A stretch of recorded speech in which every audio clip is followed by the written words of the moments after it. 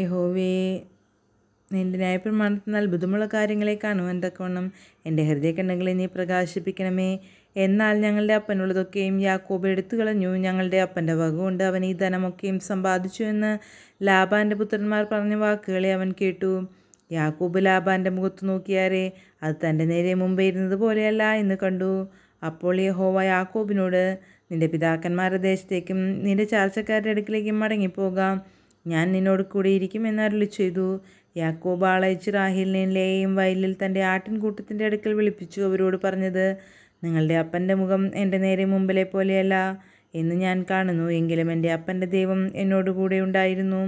നിങ്ങളുടെ അപ്പനെ ഞാൻ എൻ്റെ സർവ്വബലത്തോടും കൂടി സേവിച്ചു എന്ന് നിങ്ങൾക്ക് തന്നെ അറിയാമല്ലോ.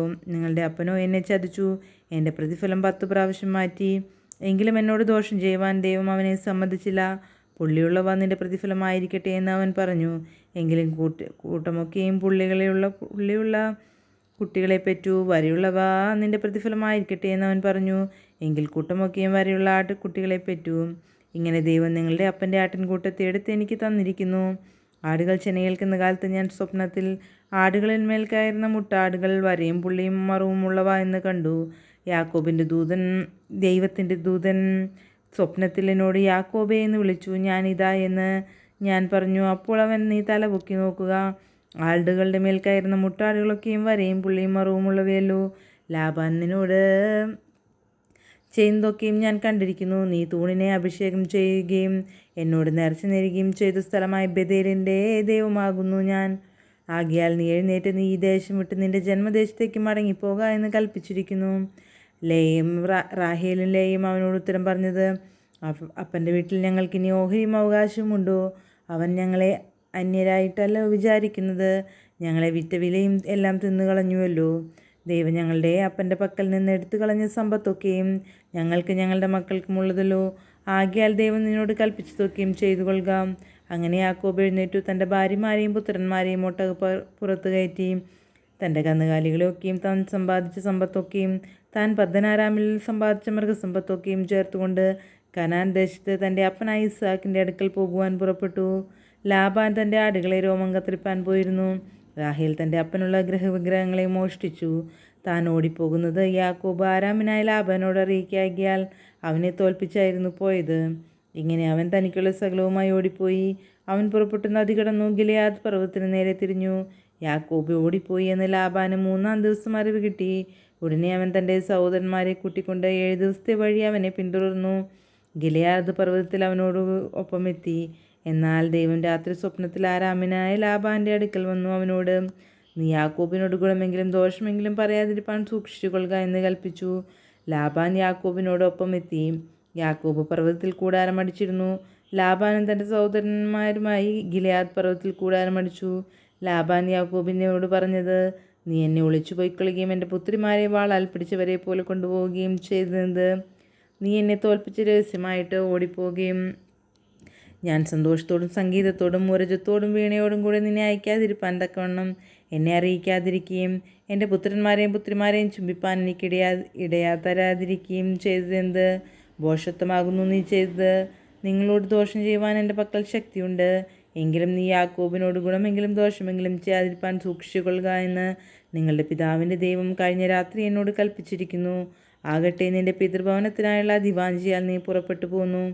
എന്നാൽ എൻ്റെ ദേവന്മാരെ മോഷ്ടിച്ചതെന്തിന്? യാക്കോബ് ലാബാനോട്, പക്ഷേ നിൻ്റെ പുത്രിമാരെ നീ എൻ്റെ പക്കൽ നിന്ന് അപഹരിക്കുമെന്ന് ഞാൻ ഭയപ്പെട്ടു. എന്നാൽ നീ ആരുടെ പക്കലെങ്കിലും നിൻ്റെ ദേവന്മാരെ കണ്ടാൽ അവൻ ജീവനോടിരിക്കരുത്. എൻ്റെ പക്കൽ നിൻ്റെ വക വല്ലതുമുണ്ടോ എന്ന് നീ നമ്മുടെ സഹോദരന്മാർ കാണുകെ നോക്കിയെടുക്കുക എന്നുത്തരം പറഞ്ഞു. റാഹേൽ അവയെ മോഷ്ടിച്ചത് യാക്കോബ് അറിഞ്ഞില്ല. അങ്ങനെ ലാബാൻ യാക്കോബിൻ്റെ കൂടാരത്തിലും ലേയയുടെ കൂടാരത്തിലും 2 ദാസിമാരുടെ കൂടാരത്തിലും ചെന്ന് നോക്കി, ഒന്നും കണ്ടില്ല താനും. അവൻ ലേയയുടെ കൂടാരത്തിൽ നിന്നിറങ്ങി റാഹേലിൻ്റെ കൂടാരത്തിൽ ചെന്നു. എന്നാൽ റാഹേൽ വിഗ്രഹങ്ങളെ എടുത്ത് ഒട്ടകക്കോപ്പിനകത്തിട്ട് അതിന്മേലിരിക്കുകയായിരുന്നു. ലാബാൻ കൂടാരത്തിലൊക്കെയും തിരിഞ്ഞു നോക്കി, കണ്ടില്ല താനും. അവൾ അപ്പനോട്, യജമാനനെ കോപിക്കരുത്, നിൻ്റെ മുമ്പാകെ എഴുന്നേൽപ്പാൻ എനിക്ക് കഴിവില്ല, സ്ത്രീകൾക്കുള്ള മുറ എനിക്ക് വന്നിരിക്കുന്നു എന്ന് പറഞ്ഞു. അങ്ങനെ അവൻ ശോധന കഴിച്ചു, വിഗ്രഹങ്ങളെ കണ്ടില്ല താനും. അപ്പോൾ യാക്കോബിന് കോപം ജ്വലിച്ചു. അവൻ ലാബാനോട് വാദിച്ചു. യാക്കോബ് ലാബാനോട് പറഞ്ഞത് എന്തെന്നാൽ, എൻ്റെ കുറ്റമെന്ത്? നീ ഇത്ര ഉഗ്രതയോടെ എൻ്റെ പിന്നാലെ ഓടി വരേണ്ടതിന് എൻ്റെ തെറ്റ് എന്ത്? നീ എൻ്റെ സാമാനമൊക്കെയും ശോധന കഴിച്ചുവല്ലോ. നിൻ്റെ വീട്ടിലെ സാമാനം വല്ലതും കണ്ടുവോ? എൻ്റെ സഹോദരന്മാർക്കും നിൻ്റെ സഹോദരന്മാർക്കും മുമ്പാകെ ഇവിടെ വയ്ക്കുക. അവർ നമുക്കിരുവർക്കും മധ്യേ വിധിക്കട്ടെ. ഈ 20 സംവത്സരം ഞാൻ നിൻ്റെ അടുക്കൽ പാർത്തു. നിൻ്റെ ചെമ്മരിയാടുകൾക്കും കോലാടുകൾക്കും ചനനാശം വന്നിട്ടില്ല. നിൻ്റെ കൂടാരത്തിലെ ആട്ടുകൊറ്റന്മാരെ ഞാൻ തിന്നുകളഞ്ഞിട്ടുമില്ല. ദുഷ്ടമൃഗം കടിച്ചു കീറിയതിനെ ഞാൻ നിൻ്റെ അടുക്കൽ കൊണ്ടുവരാതെ ഞാൻ അതിന് ഉത്തരവാദിയായിരുന്നു. പകൽ കളവ് പോയതിനെയും രാത്രി കളവ് പോയതിനെയും നീ എന്നോട് ചോദിച്ചു. ഇങ്ങനെയായിരുന്നു എൻ്റെ വസ്തുത. പകൽ വെയിൽ കൊണ്ടും രാത്രി ശീതം കൊണ്ടും ഞാൻ ക്ഷയിച്ചു. എൻ്റെ കണ്ണിനുറക്കമില്ലാതെയായി. ഈ 20 സംവത്സരം ഞാൻ നിൻ്റെ വീട്ടിൽ പാർത്തു. 14 സംവത്സരം നിൻ്റെ പുത്രിമാർക്കായിട്ടും 6 സംവത്സരം നിൻ്റെ ആട്ടിൻകൂട്ടത്തിനായിട്ടും നിന്നെ സേവിച്ചു. 10 പ്രാവശ്യം നീ എൻ്റെ പ്രതിഫലം മാറ്റി. എൻ്റെ പിതാവിൻ്റെ ദൈവമായി അബ്രഹാമിൻ്റെയും ദൈവവും ഇസ്ഹാക്കിൻ്റെ ദൈവവുമായവൻ എനിക്കില്ലാതിരുന്നു എങ്കിൽ നീ ഇപ്പോൾ എന്നെ വെറുതെ അയച്ചു കളയുമായിരുന്നു. ദൈവം എൻ്റെ കഷ്ടതയും എൻ്റെ കൈകളുടെ പ്രയത്നവും കണ്ട് കഴിഞ്ഞ രാത്രി ന്യായം വിധിച്ചു.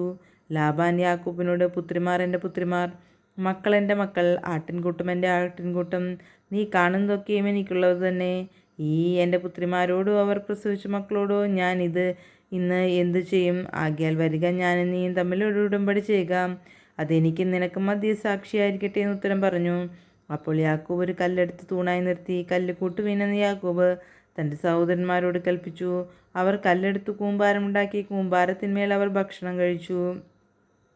ലാബാൻ അതിന് യഗർ സഹദൂത, സാക്ഷ്യത്തിൻ്റെ കൂമ്പാരം എന്ന് പേരിട്ടു. യാക്കോബ് അതിന് ഗാലേദ്, സാക്ഷ്യത്തിൻ്റെ കൂമ്പാരം എന്ന് പേരിട്ടു. ഈ കൂമ്പാരം ഇന്ന് എനിക്കും നിനക്കും മധ്യസാക്ഷി എന്ന് ലാബാൻ പറഞ്ഞു. അതുകൊണ്ടത് ഗാലേദ് എന്നും മിസ്പ, കാവൽമാടം എന്നും പേരായി. നാം തമ്മിൽ അകന്നിരിക്കുമ്പോൾ യഹോവ എനിക്കും നിനക്കും നടുവേ കാവലായിരിക്കട്ടെ. നീ എൻ്റെ പുത്രിമാരെ ഉപദ്രവിക്കുകയോ എൻ്റെ പുത്രിമാരെ അല്ലാതെ വേറെ സ്ത്രീകളെ പരിഗ്രഹിക്കുകയോ ചെയ്യുമെങ്കിൽ നമ്മോട് കൂടെ ആരുമില്ല. നോക്കുക, ദൈവം തന്നെ എനിക്കും നിനക്കും മധ്യേ സാക്ഷി എന്ന് അവൻ പറഞ്ഞു. ലാബാൻ പിന്നെയും യാക്കോബിനോട്, ഇതാ ഈ കൂമ്പാരം, ഇതാ എനിക്കും നിനക്കും മധ്യേ നിർത്തിയ തൂൺ. ദോഷത്തിനായി ഞാൻ ഈ കൂമ്പാരം കടന്ന് നിൻ്റെ അടുക്കൽ വരാതെയും നീ ഈ കൂമ്പാരവും ഈ തൂണും കടന്ന് എൻ്റെ അടുക്കൽ വരാതെയും ഇരിക്കേണ്ടതിന് ഈ കൂമ്പാരവും സാക്ഷി, ഈ തൂണും സാക്ഷി. അബ്രഹാമിൻ്റെ ദൈവം നാഹോറിൻ്റെ ദൈവവും അവരുടെ പിതാവിൻ്റെ ദൈവവുമായവൻ നമുക്ക് മധ്യേ വിധിക്കട്ടെ എന്ന് പറഞ്ഞു.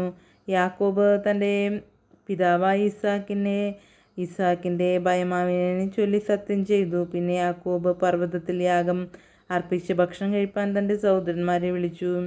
അവൻ ഭക്ഷണം കഴിച്ചു പർവ്വതത്തിൽ പാർത്തു.